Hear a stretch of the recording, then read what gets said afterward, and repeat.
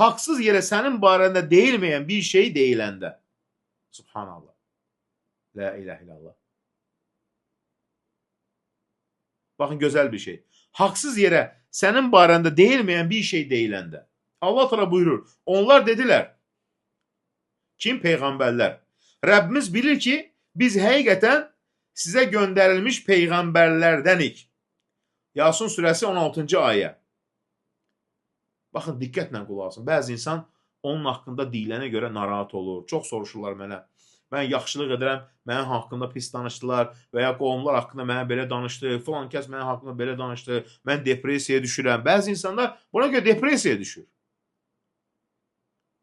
Yəni, bu həyatda bəzən Allahdan qorxmayan birinə rast gələ bilərsən. O bilərəkdən sənə zərər vermək üçün dilini işə salar. Haqqındakı sözləri araşdırmadan qəbul edər, səni elə bir şeylə ittiham edər ki, Allah bilir, sən ondan tamamilə uzaqsan. İnsana ən ağır gələn odur ki, ömrü boyu adının xoş qalması xatirəsini, yəni adının xoş qalması xatirəsinin gözəl olması üçün çalışsın, pis əxlaqdan uzaq dursun, amma sonda məhz o uzaq durduğu şeylərdən biri ilə günahlandırılsın.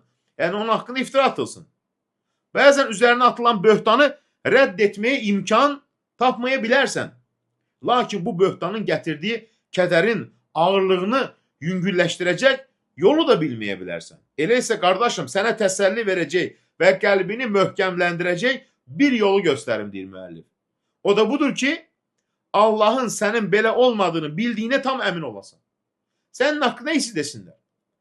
Və sən bilirsən ki, həqiqətən bu deyilənlər səndə yoxdur.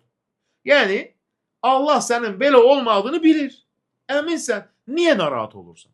İstədiklərini desinlər.